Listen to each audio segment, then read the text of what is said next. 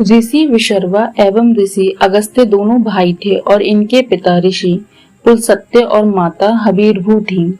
ऋषि पुलस्त्य ब्रह्मा के 10 मानस पुत्रों में से एक थे। विशर्वा ऋषि की 2 पत्नियां थीं। पहली थी राक्षस सुमाली एवं राक्षसी ताड़का की पुत्री कैकसी। दूसरी पत्नी इडविडा थी। इडविडा के पिता चक्रवर्ती सम्राट तृणबिंदु तथा माता अलम्बूसा थी। अलम्बूसा स्वर्ग की एक अप्सरा थी। ऋषि विशर्वा की पत्नी कैकसी से रावण, कुंभकर्ण, सूर्पणखा जैसे राक्षसों का जन्म हुआ था।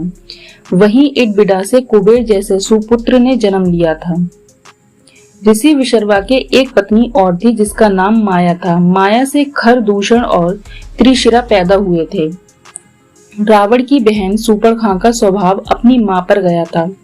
उसके पास कई मायावी शक्तियां थीं। वह अपनी इच्छा अनुसार रूप बदल सकती थी, एक जगह से दूसरी जगह उड़कर जा सकती थी। इस तरह सूर्पणखा भी अपनी मां की तरह एक राक्षसी थी। सूर्पणखा का असली नाम मीनाक्षी था क्योंकि इसकी आंखें मछली के समान थीं, लेकिन इसके नाखून राक्षसों की भांति लंबे और नुकीले थे, इसलिए इसका नाम सूर्पणखा पड़ा। अर्थात बड़े बड़े सूप के समान नाखूनों वाली को सूर्पणखा कहते हैं। ये बचपन से ही बहुत चालाक स्वभाव की थी। सूर्पणखा का विवाह एक दैत्य राक्षस कालिकीय के पुत्र विदुरजीवा से हुआ था।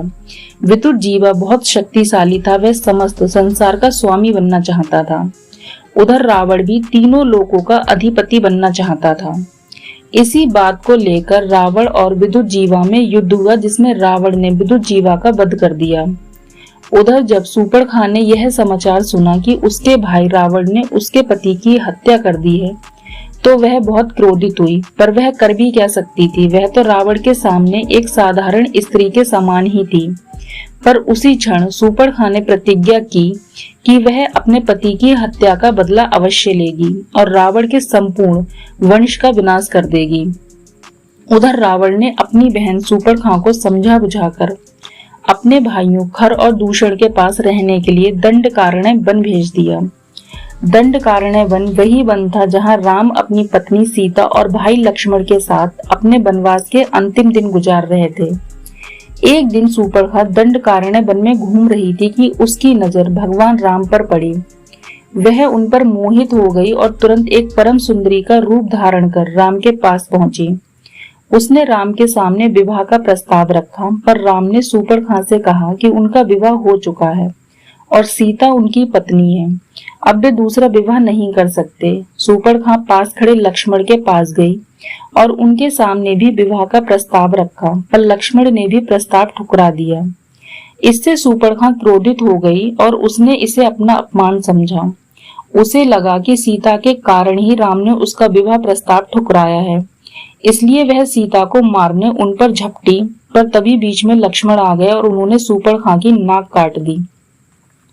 सूर्पणखा अपनी यह दुर्दशा लेकर अपने भाइयों खर और दूषण के पास पहुंची।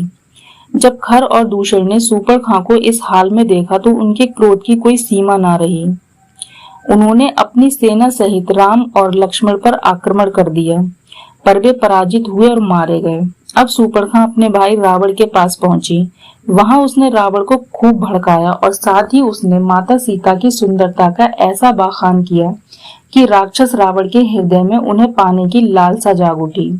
सूर्पणखा ये भलीभांति जानती थी कि अगर राम और रावण में युद्ध होगा तो रावण की मृत्यु अटल है, इसलिए उसे अपने पति की हत्या का बदला लेने का यह सुनहरा अवसर नजर आया। उसने रावण को सीता हरण के लिए उकसाया। ज्ञानी होकर भी अज्ञान बनकर रावण सूर्पणखा की बातों में आ गया और राम व लक्ष्मण की अनुपस्थिति में उसने सीता का हरण कर लिया। सीता के हरण के कारण राम रावण युद्ध हुआ, जिसमें रावण मारा गया, साथ ही उसके संपूर्ण वंश का भी विनाश हो गया।